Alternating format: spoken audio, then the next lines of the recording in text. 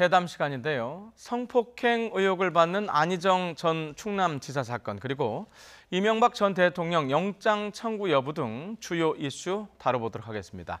이중재 변호사님, 김성환 시사평론가님 나와 계십니다. 어서 오십시오. 네, 안녕하세요. 자, 안희정 전 충남지사가 오늘 오전에 왔습니다. 지난번에는 본인이 왔어요. 뭐 이른바 기습 출석이라고 했는데 이번에는 검찰에서 나와라 해서 나온 겁니다. 지난번하고 이번하고 좀 보셨을 텐데 분위기가 좀 다릅니까? 어떻습니까? 출두 장면. 그렇습니다. 우선 뭐 겉모습만 보면은 물론 네. 뭐 겉모습만으로 뭐 혐의가 뭐 달라지는 건 아니겠습니다만 네. 처음에 기습 출석할 때는 뭐 패딩 차림으로 왔었죠. 네, 네. 오늘은 뭐 양복 정장. 아, 단지 옷차림이 또 그렇습니다. 달라졌네요. 옷차림이 달라졌다. 근데 뭐 예. 넥타이는 안 맸더라고요. 예. 좀 뭐 본인이 아무래도 넥타이를 매면 편하게 진술하는데 불편할 거예요. 어차피 뭐 조사가 길어질 거기 때문에.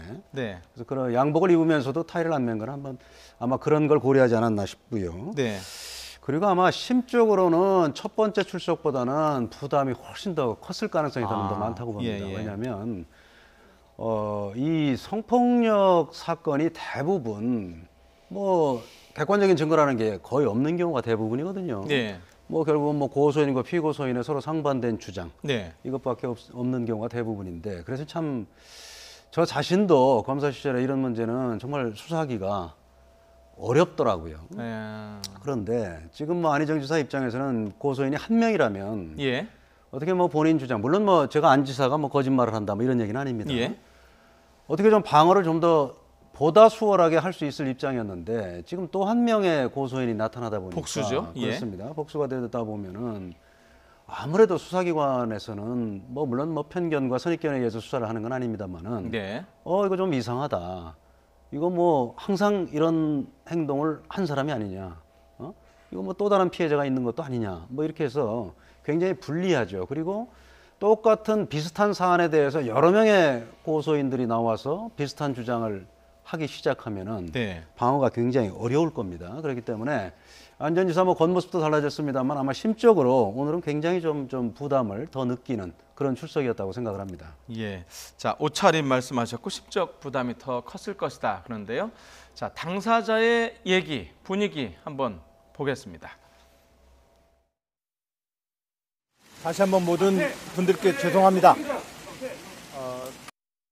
합의에 의한 관계였다고 생각했습니다. 하지만 고소인들께서 그런 것이 아니었다고 하십니다. 사과드립니다. 검찰 조사를 성실히 받겠습니다. 그리고 그에 따른 사법 처리도 달게 받겠습니다. 저를 사랑하고 격려해 주신 많은 분들께 그리고 제 아내와 가족에게 죄송합니다. 네, 옷차림도 옷차림이지만 들어보셨는데 제가 듣기엔 어투가 상당히 강하고 딱딱해요. 자, 그리고 뭐 저 말 중에 합의에 의한 관계였다고 생각을 했다. 하지만 고소인들께서 그런 것이 아니었다고 하십니다. 사과드립니다. 이 말 안에 상당히 복합적인 의미가 담겨 있는 것 같아요. 네, 맞습니다. 예. 일단 1차적으로는 정치인들이 사과할 때 사과문 형식을 그대로 본떠가지고 사과한 것이다 이렇게 예. 보입니다. 보통 정치인들이 사과할 때 그렇잖아요. 당신이 나로 인해서 피해를 받았다고 하니 내가 사과하겠다. 예. 내가 그런 행위를 하지는 않았다는 거잖아요. 예. 지금 안 전 지사 같은 경우도 똑같은 얘기를 하고 있는 겁니다. 예. 나는 합의에 의한 성관계라고 생각을 했는데 당신은 합의에 의한 성관계라고 생각하지 않았다고 하니 당신이 받은 피해에 대해서 또 마음의 상처에 대해서 내가 사과한다 이렇게 얘기하는 거거든요. 예. 그러니까 이른바 법률적으로 얘기하면은 예. 나는 법률적으로는 책임이 없다고 하는 걸 강조한 얘기다. 이렇게 도의적인 볼 수 있고요. 책임만 얘기하는 거예요. 네, 그러면. 도의적으로만 책임이 있다. 그것도 내가 먼저 얘기하는 게 아니라 상대방이 지금 문제 제기를 하니 그 부분에 대해서 지금 사과한다. 이런 이제 메시지로 보여서 뭐 일반적인 이제 사과의 어떤 메시지라고 보기는 좀 어려울 것 같고요. 예. 좀 법률적으로 철저히 준비해서 나온 그런 이제 메시지라고 보입니다. 예. 자, 법률적으로 철저히 준비했다고 하는데 같이 그런 느낌이셨습니까? 근데 일반 다른 피의자들하고는 조금 달라요.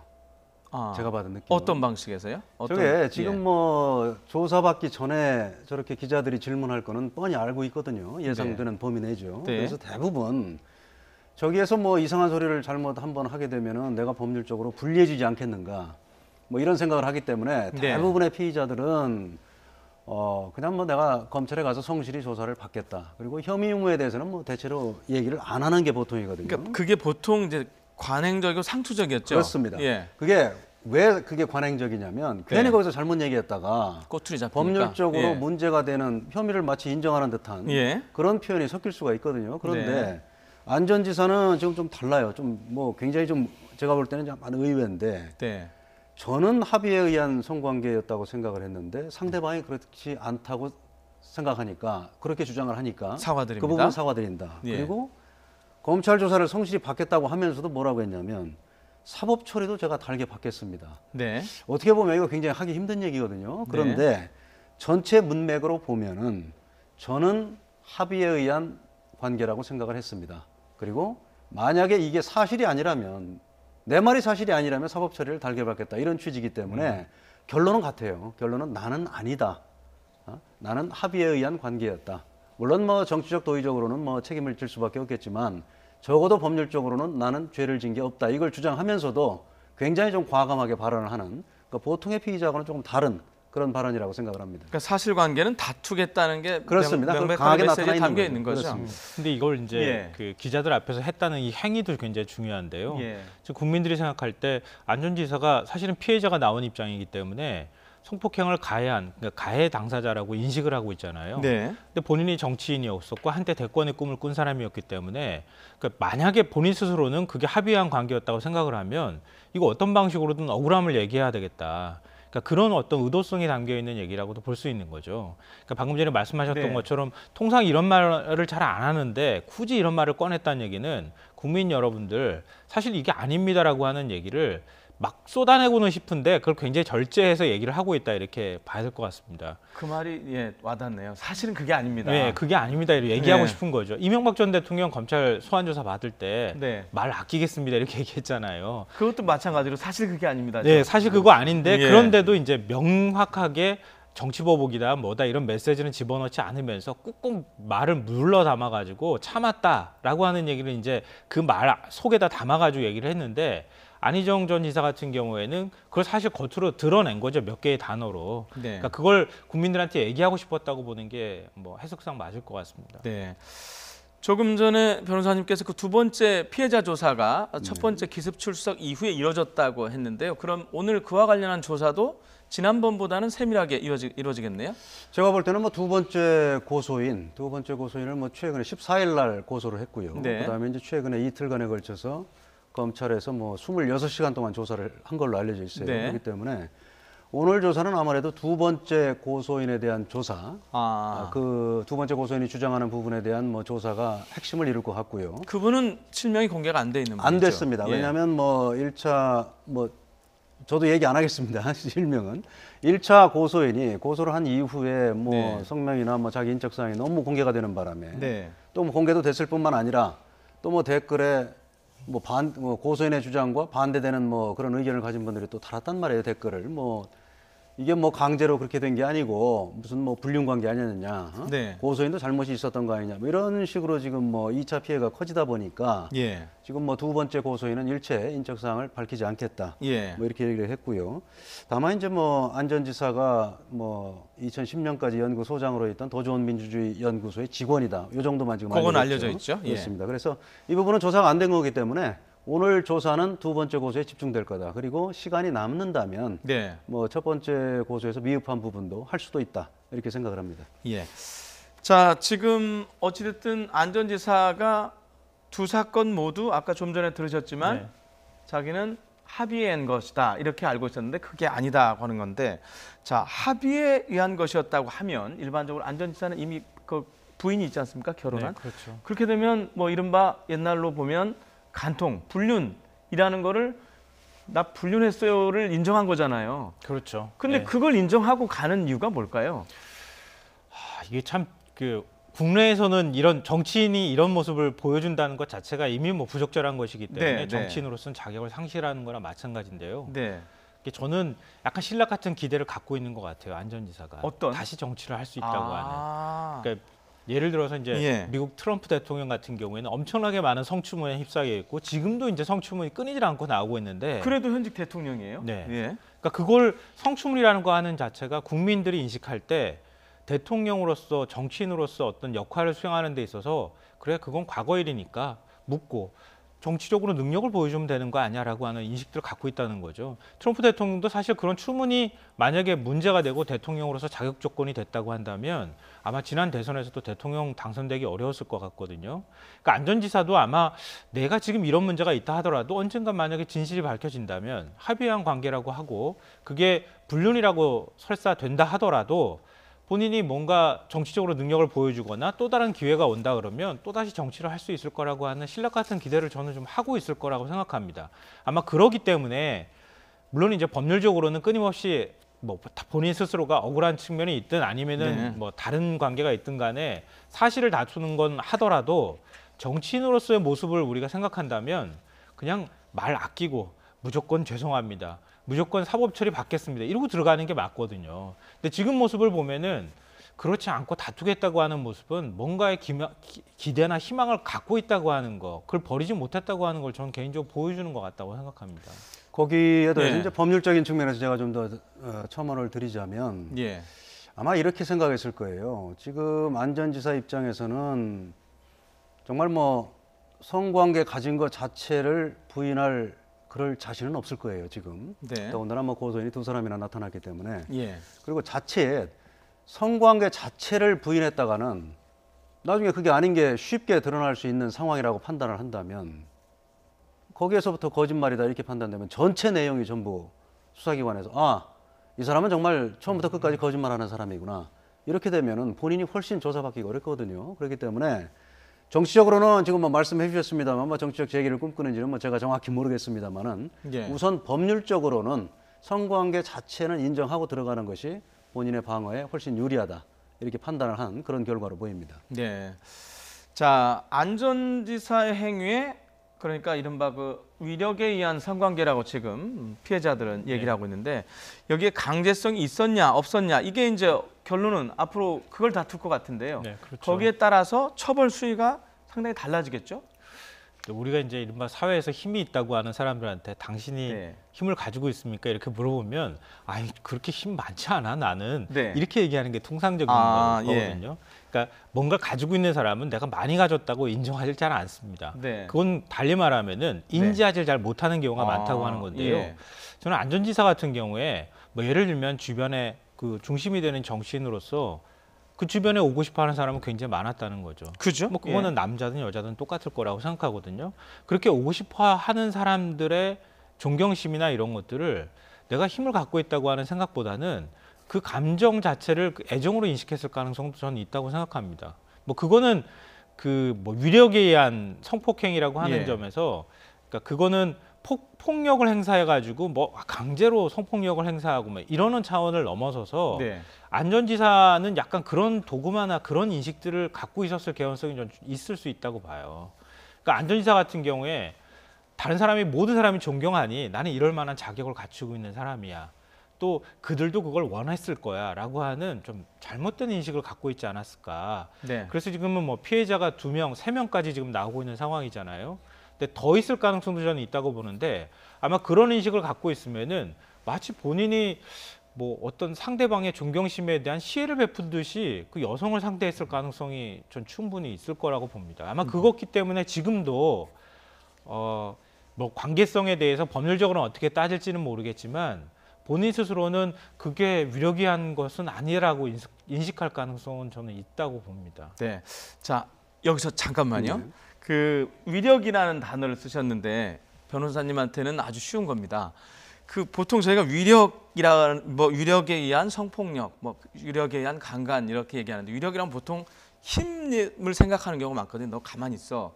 뭐 이런 건데 위력이란 거이 어떤 범위까지 확대될 수 있는지 좀 설명을 좀 해주시죠. 네, 그거 하기 전에 이제 예. 제가 전체적으로 설명을 드리겠습니다. 예. 뭐냐면 일반적으로 뭐 강간이다, 강제추행이다 할 때는 네. 엄청난 정도의 폭행, 협박이 따라야 됩니다. 예. 그건 뭐냐면 정말 힘으로 상대방이 항거하거나 반항하는 물리적인 거를 힘을 완전히 말하는 거죠, 우선은. 제압할 정도의 힘이 예. 있어야 돼요. 예. 그게 이제 강간이나 강제추행입니다. 그런데 지금 이 부분은 안전지사의 혐의는 그 정도의 폭력이나 뭐 협박을 한 건 아니에요. 이른바 물리적인 지금. 힘은 아니라는 그렇습니다. 거죠? 뭐냐면 업무상 위력에 의한 간음이다 이건데. 그럼 어떤 뭐예요? 업무상 위력은 뭐 예. 이런 유형적인 폭력이나 협박은 아니지만 네. 자기가 뭐 업무상으로 고용을 하고 있거나, 그죠? 뭐 상사라든가. 그렇죠. 직장 상사라든가 또 뭐 기타 관계로 인해서 자신의 보호나 감독을 받는 사람을 간음하거나 추행했을 때 아, 그게 바로 업무상 위력입니다. 예. 그죠? 거기서 말하는 위력이라는 거는 무슨 뭐 경제적인 지위든 사회적인 지위든 뭐 정치적인 권력이든 하여튼 이런 힘 때문에 자신의 보호나 감독을 받는 사람이 어떤 요구를 했을 때 거부할 수 없는 그 정도의 힘을, 이건 유형력, 무형력 다 포함되는 거죠. 힘을 가했을 때 그때는 업무상 위력에 의한 간음이 되는 거죠. 지금 기억하시겠습니다마는 처음에 안전지사를 고소한 수행비서가 네, 네. 그런 얘기를 했죠. 쉽게 말씀드리면 안전지사한테 뭐 두들겨 맞아서 그런 관계가 있었다고 주장한 게 아니에요. 그건 아니에요. 예. 아니죠. 그렇지만 수행비서라는 거는 도지사가 뭐라고 하면은 노라고 할 수 있는 지위가 아니다. 그죠? 네. 그렇기 때문에 내가 도저히 안전지사가 나한테 어떤 행동을 했을 때 내가 거부할 수 없는 그런 입장이다. 이게 바로 업무상 위력에 의한 그 직접적인 고용도 하고 감독도 하지 않습니까? 네네. 그렇기 때문에 거부할 수가 없었다. 이게 바로 업무상 위력에 의한 아. 간음 또는 뭐 강제추행 이게 되겠습니다. 아주 쉬운데요. 한 가지만 더요. 그러면 그 이른바 그 관계를 가질 때 내가 당신을 이 요구를 들어주지 않으면 해고할 수 있다라는 어떤 말을 하지 않고 그냥 했더라도 평상시에 두 사람의 관계를 볼 때 그건 업무상 위력에 의한 될 수가 있는 거죠. 그렇죠? 오히려 예. 업무상 위력에 의한 간음할 때 내가 너 가만히 있지 않으면 내가 해고하겠다 이렇게 얘기하는 경우는 오히려 얼마 안 되겠죠. 오히려 좀 그렇죠? 말의 저기가 좀 떨어지는 품위가 그렇습니다. 떨어지겠죠. 그건 품위가 예. 떨어지는 거죠. 예. 그거는. 예. 자, 이제 오늘까지 이제 두 번 이제 검찰 조사를 이제 마치게 네. 되는데요. 만약에 이제 오늘 하면 이렇게 되면 영장 청구 여부를 검찰에서 검토를 해야 될 상황 아닌가요? 아마도 검찰에서는 굉장히 좀 심각하게 고민하고 있지 않을까 싶은 생각이 듭니다. 왜냐하면 이제 본격적으로 검찰이 미투 운동이 시작되고 난 다음에 첫 사례로 지금 기소를 해야 되는 상황이 될 수 있거든요. 네. 그리고 더군다나 이제 유력 정치인이고 또 피해자가 여러 명이 지금 나오고 있는 상황인데 본인 스스로가 이제 일부 혐의를 인정한다 하더라도 검찰 입장에서는 일종의 이제 사회적으로 본보기 효과 같은 것도 있을 수 있거든요. 네. 그런 면에서는 아마 고민을 하고 있지 않을까 싶고요. 법률적인 문제는 아마 변호사님이 더 자세히 아실 것 같은데 예. 뭐 그런 점에서 볼 때는 저는 청구할 가능성이 있지 않을까 이렇게 생각됩니다. 예. 죄송합니다. 번지 수가 잘못 갔네요. 자, 변호사님한테 여쭤보겠습니다. 예. 자, 똑같은 질문입니다. 참 어려운 문제인데요. 예. 결국은 이렇게 결정할 겁니다. 안전지사의 주장, 네. 그다음에 고소인들의 주장 다 들어보고 네. 그걸 분석을 할 거예요. 그다음에 이제 분석해도 조금 조사가 이건 좀 미진하다. 네. 그렇게 판단될 때는 아마 대질 조사도 할 겁니다. 대질 조사. 서로 주장이 워낙 상반되면. 예.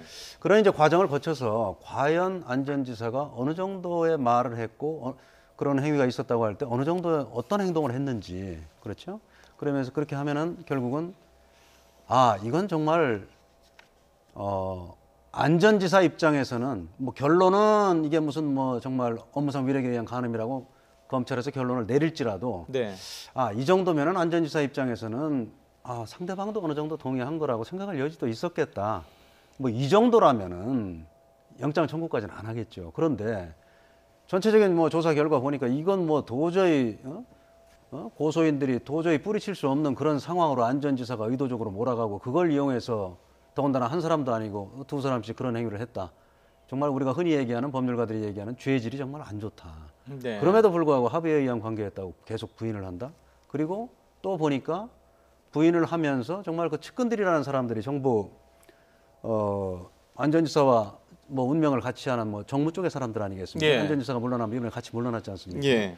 그래서 그분들도 상식적으로 생각할 때는 결국은 안전지사 편을 들면서 결국은 그쪽에 유리하게 진술해주고 뭐 증거도 잘못하면 인멸할 그런 우려가 있다. 네. 이렇게 생각되면 영장을 청구하는 거고 예. 아까 말씀드린 대로 전반부에 말씀드린 대로 안전지사로서도 그렇게 오해할 수도 있는 측면이 좀 어느 정도는 있겠다 싶으면 영장 청구를 안 하고 뭐 이렇게 될 것 같습니다. 네.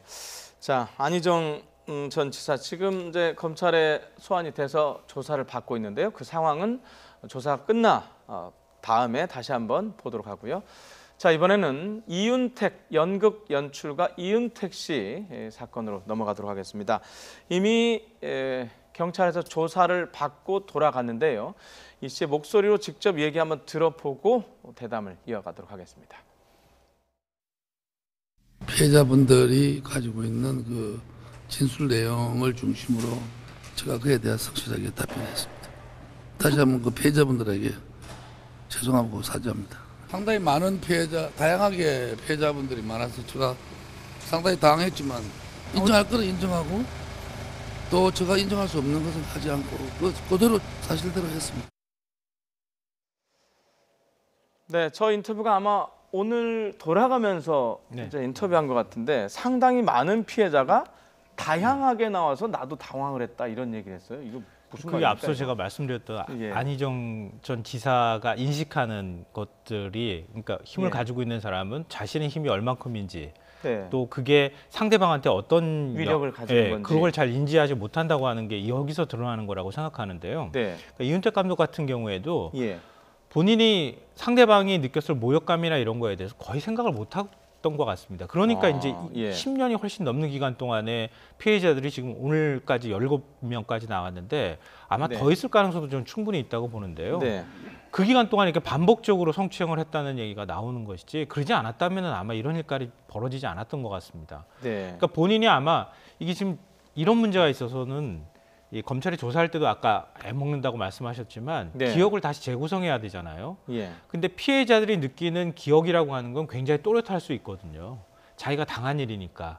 근데 이윤택 전 감독 같은 경우에는 잘 인식하지 못하고 기억하지 못할 가능성도 저는 있을 것 같습니다. 예. 지금 아까 말을 들어봐서도 잘 기억이 잘 안 나는 네, 경우도 그래서 많을 뭐 것 같아요. 당황한다. 그리고 워낙 또 고령 아닙니까? 네. 예. 근데 참 이게 고령하고 이 정도의 기억력하고 어떻게 연관성 그렇게 하는 분이 어떻게 우리나라를 대표하는 예술 감독이 될 수 있는지 연극 연출가가 될 수 있는지 좀 의문인데요. 네. 어찌 됐든 그러니까 이런 사람들이 느끼는 어떤 생각이라든가 이런 것들이 어떻게 그 지금까지 기억으로 남아 있는지를 아주 대표적으로 보여주는 사례 같아서 저는 이거 하나하나 그 인터뷰 내용을 좀 뜯어보면서 좀 한편으로 안타깝기도 하고 왜 이런 상태까지 만들어 놓는 과정까지 왜 본인 스스로를 이렇게 내몰았는지 네. 좀 답답하기도 하고 그렇습니다. 만약에 안전지사 같은 경우에도 주변의 정무라인이나 이런 사람들이 가가지고 좀 용기 있게 네. 지사님 아니면 뭐 술 한잔 같이 하더라도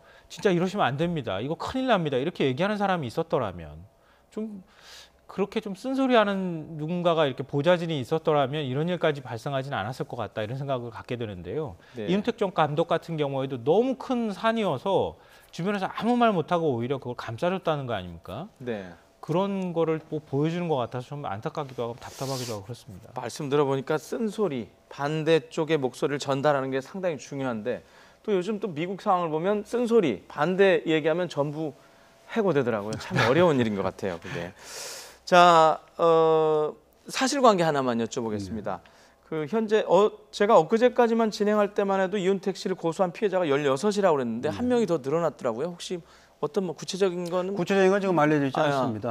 예. 않는데 저는 예. 저도 무슨 뭐 수사 기록을 못 본 상태에서 속단할 수는 없습니다만 항상 저희가 그런 위험성을 안고 있습니다. 예. 이윤택 씨는 예. 지금 피해자가 너무 많아요. 너무 많고 지금 뭐 본인이 생각하지 못한 부분도 나와서 당황했다 뭐 이런 취지로도 얘기를 하는 것 같은데 네. 그게 오히려 본인한테는 독이 될 수도 있어요. 왜냐하면 예. 너무 많아서 너무나 일상적으로 그런 일을 해왔기 때문에 기억 못하는 거 아니에요. 네, 그리고 네. 기간이 오랜 동안에 이루어졌기 때문에 구체적으로 기억을 못하는 것뿐이지 네. 정말 뭐 도저히 있을 수 없는 일들이 정말 뭐 너무나 다양하게 나온 거 아니냐 이런 의미에서는 좀 굉장히 안전지사의 사례하고는 좀 달라요. 저는 뭐 질이 좀 더 좋지 더 않다. 굉장히 좋지 않은 그런 사례라고 생각을 하고요. 그다음에 뭐 일부 지금 뭐 저 부분은 지금 이윤택 감독에 대해서는 경찰청에서 서울지방경찰청에서 지금 조사를 하고 있는데 네. 지금까지 알려진 걸로 보면은 경찰도 지금 뭐 일부 친고죄가 2013년도부터는 폐지가 됐는데 네. 그러면 그 이전에 2013년 이전의 범죄는 이 친고죄라는 어떻게 건 처벌할 반드시 거냐. 고소인의 고소가 있어야만 기소를 예. 할 수가 있는 그런 예. 범죄입니다. 오히려 그런 문제, 그 다음에 공소시효가 과연 다 안 지났느냐 이런 걸 네. 가지고 고민하는 것 같지. 예. 지금 수사 경찰관들은 좀 뭐 지금 죄가 되느냐 안 되느냐 그거 가지고 지금 사건 자체에 대해서는 뭐 별 고민이 없다는 거죠. 사건 자체에 대해서는 너무나 뭐 정말 뭐 있을 수 없는 일이 일어났다고 지금 생각을 하는 것 같아요. 그렇기 때문에 저는 뭐 안전지사 사건하고 저 사건은 글쎄요, 뭐 좀 뭐 강제로 그런 뭐 성폭행을 했다는 점에서는 가들지 몰라도 기본적으로 좀 질적인 측면에서 다르다. 뭐 저는 그렇게 말씀드리고 싶습니다. 지금 이윤택 씨 같은 경우는 성폭행도 있고 성추행도 그렇습니다. 섞여 있는데 아까 변호사님께서 말씀하셨던 그 위력에 의한 부분 여기서도 적용이 되겠죠? 그러니까 안전지사하고 비교해 봤을 때 훨씬 사실 피해자들이 호소하는 내용을 보면은 죄질이 더 안 좋은 거죠, 사실. 왜냐하면 더 직접적으로 와닿는다. 안마 중독자라는 얘기를 하거든요, 피해자들이 지금. 그러니까 이윤택 전 감독은 뭔가 연구 끝나고 난 다음이든 아니면 거의 뭐 매일 부르다시피 방으로 그 단원을 불러가지고 안마해라 이렇게 시켰다는 거잖아요. 뭐 어디 가면은 여관방으로 불러서 안마해라 이렇게 시켰다는 거고요. 아니 그 안마하러 가는 행위 자체가 이미 위력에 의해서 지시받고 가는 거 아닙니까? 그리고 왜 여관방이나 이런 데로 불러가지고 안마를 시킵니까? 그 안에서 추행이 이루어지고 또 성폭력이 이루어진 상황이었기 때문에 위력에 의한 것이라고 거의 뭐 제가 그냥 법률 전문가가 아니더라도 그냥 보기에도 어쩔 수 없이 끌려갔다는 얘기를 할 만큼의 상황이었던 것 같습니다. 뭐 안전지사 같은 경우에는 우리는 합의한 관계였다 이렇게 얘기할 수 있는 상황이지만 지금 이 전 감독 같은 경우에는 그런 말조차 할 수 없는 상황이 아닐까. 뭐 이건 이제 피해자의 그 호소하는 내용을 기준으로 해서 말씀드린 겁니다만 그렇게 느껴집니다. 그 처벌 가능 여부를 좀 보기 위해서 조금 전에 2013년 전에 범죄는 어떻게 할 거냐는 얘기를 했는데 그 일부 보도를 보면 이게 상습이다. 이거를 적용하면 그 공소시효와 상관없이 처벌을 할 수도 있지 않느냐라는 보도들이 나와요. 어떤 내용입니까? 구체적으로 이게. 공소시효라기보다는 이제 친고죄의 문제인데. 친고죄의 문제입니까? 그렇습니다. 상습범에 대해서는 뭐 그전에도 친고죄가 아니었거든요. 그렇기 때문에 저런 일련의 행위가 정말 저런 어떤 여성을 뭐 추행을 하고 또 뭐 성관계까지 가는 것이 이게 거의 그냥 뭐 상습적으로 그런 습벽의 발현에 의한 것이냐 뭐 이렇게까지 인정되면은 그건 상습범이 되는데요. 상습범의 경우는 뭐 친고죄 적용 여지가 없습니다. 그렇기 때문에 공소시효도 늘어나고 형량이 2분의 1까지 가중을 하기 때문에요. 공소시효도 늘어나고 친고죄 문제도 해결되기 때문에 지금 상습범으로 경찰에서도 지금 그런 적용을 할 걸 지금 고려하는 걸로 알려져 있고요. 더군다나 경찰은 지금 뭐 자신감을 갖고 있는 것 같아요. 뭐냐면 2013년 이후 범죄도 지금 혐의를 인정할 만한 게 있다. 지금 이렇게 얘기를 한 걸로 지금 보도가 됐거든요. 그렇기 때문에 지금 뭐 이윤택 감독의 경우에는 정말 뭐 입증이 어느 정도 돼서 처벌을 조금 적게 하느냐 아니면 그 혐의 사실에 포함될 범죄가 조금 더 많으냐 적으냐 이 정도의 차이지 혐의를 인정하는 것 자체는 뭐 문제가 없어 보인다. 이것이 이제 현재까지 경찰의 입장으로 보입니다. 제가 구속영장 청구 여부에 대한 부분 질문을 준비했었는데 그 부분은 안 여쭤봐도 될 것 같네요. 그렇습니다. 분위기가. 경찰의 지금 분위기로 보면은 당연히 뭐 구속영장을 경찰에서 하는 건 뭐 신청이네요. 신청입니다. 죄송합니다. 경찰의 신청이고 그렇죠. 검찰은 청구하는 거고요. 기본입니다. 자, 이윤택 씨 사건 봤고요. 자, 이번에는 정봉주 전 의원으로 한번 가보겠습니다. 성추행 의혹을 받는 정봉주 전 의원 서울시장 선거에 출마하겠다고 했고요. 당에다가 복당 신청을 했는데 불허가 됐습니다. 더불어민주당이 최고위원회의를 열었는데 만장일치로 결정을 그렇게 내렸다고 합니다. 자, 이건 시사평론가님한테 여쭤봐야 될 것 같습니다. 어떻게 보십니까? 저는 뭐 불가피한 결정이었다 불가피한 이렇게 결정이다. 생각됩니다.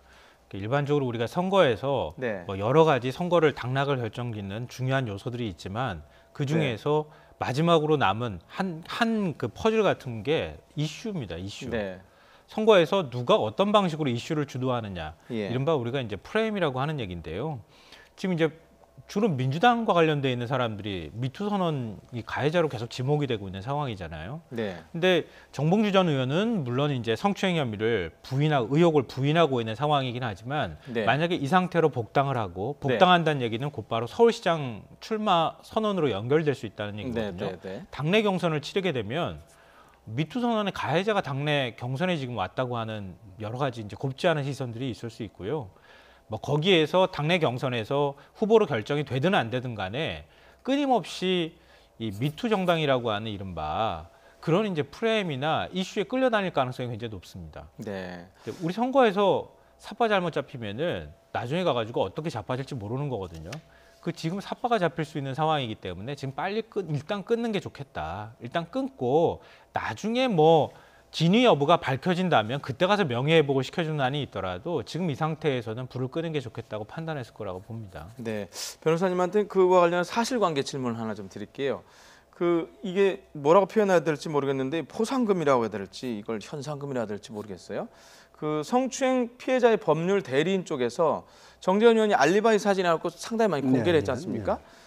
이게 만약에 사실이면 1억 원을 지급하겠다 이런 걸 밝혔는데 이거 어떻게 봐야 됩니까, 이거? 그거는 뭐 일반 뭐 공적인 기관에서 내는 뭐 그거는 현상금이나 포상금은 아니고요. 그죠? 예. 본인이 개인적으로 네. 정봉주 의원의 말이 사실이라면 네. 내가 빚을 내서라도 1억 원의 포상금을 그만큼 주겠다. 자신 그래서 있다, 뭐 자신 이런. 있다는 얘기입니다. 네. 그래서 정봉주 의원에게 알리바이로 제시한 여러 가지 자료들을 네. 좀 더 자세히 알아볼 수 있게 제시해봐라.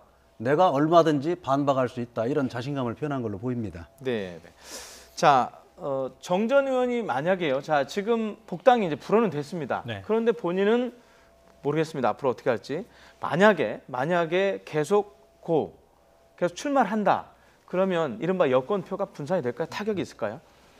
저도 그렇게까지 보지는 않습니다. 왜냐하면 우리가 이제 지방선거를 얘기할 때 네. 지방 정부를 구성하는 선거이긴 하지만 네. 중앙 정치의 대리전이라는 얘기도 하거든요. 네. 근데 그건 뭐냐면 각 정당 후보로 나오지 않을 경우에는 선거를 치기가 굉장히 어려운 선거입니다. 네. 무소속으로 나와가지고 선거한다는 건 거의 굉장히 희박한 가능성에 기대고 개인 있는 기로는 거거든요. 어렵다는 거죠. 예, 맞습니다. 그런 상황이기 때문에 네. 무소속 출마하더라도 야권표가 뭐 정봉주 전 의원한테 이렇게 대폭 옮겨가거나 그런 현상은 나올 것 같지는 않고요. 네.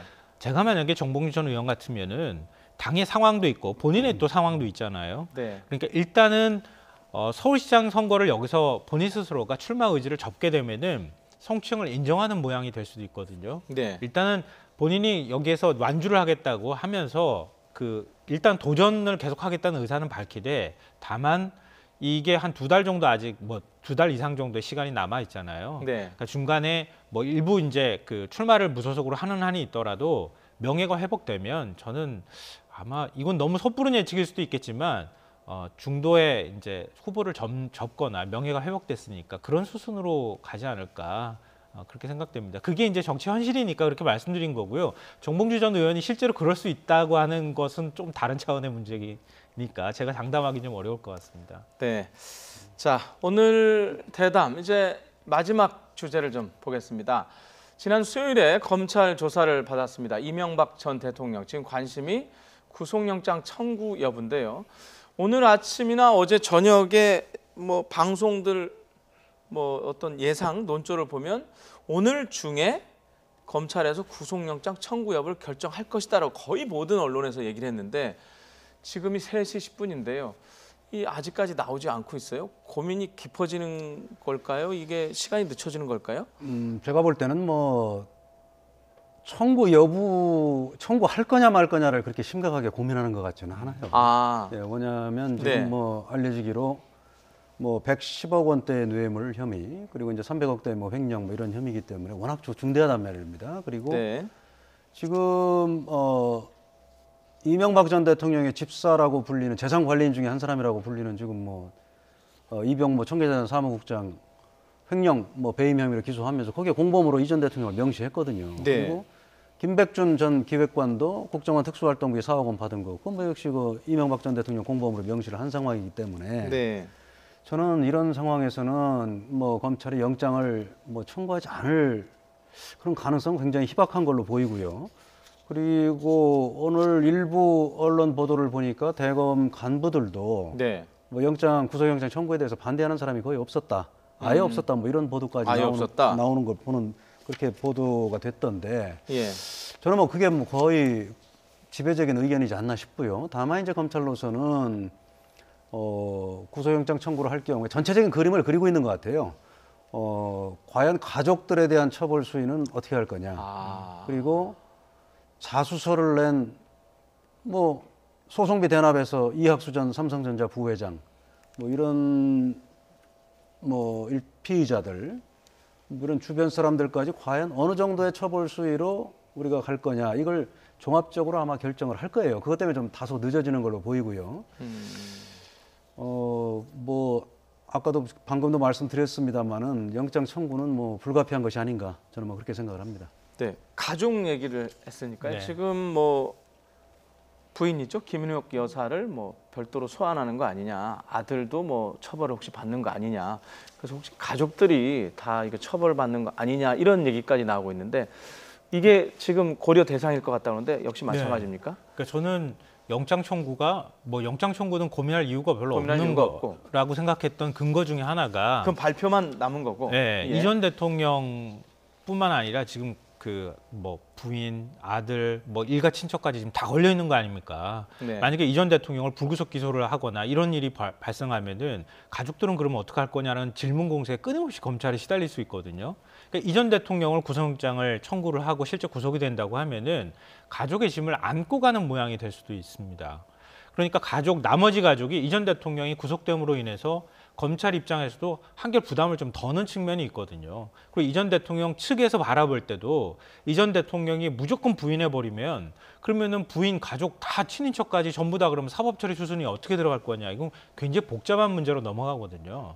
그러니까 저는 이전 대통령의 상황이라 그러면 가족의 짐을 떠안고 가야 되는 상황이 그게 현실적으로 맞는 거 아닐까. 그걸 만약에 안 하겠다고 하면은 아마 가족 전체가 훨씬 더 곤란을 겪게 되는 상황이 되지 않을까 싶어서 좀 뭐 구속영장이 당연히 청구될 거라고 봤고요. 다만 지금 이제 청구 시점을 조절하는 문제는 이건 약간 제 관점에서는 좀 정치적 해석이 될 수는 있겠지만 검찰이 약간 타이밍 뺏기 같은 느낌을 좀 받습니다. 그러니까 모든 사람이 다 결과는 예측하고 있잖아요. 근데 언제 청구할 거냐. 근데 그 결과를 다 사람들이 생각하는 타이밍에 내놓으면 그냥 모범 답안이 되잖아요. 그러니까 검찰이 좀 더 고민하는 느낌을 갖게 만들려면은 한 타이밍 조절할 필요가 있지 않겠는가?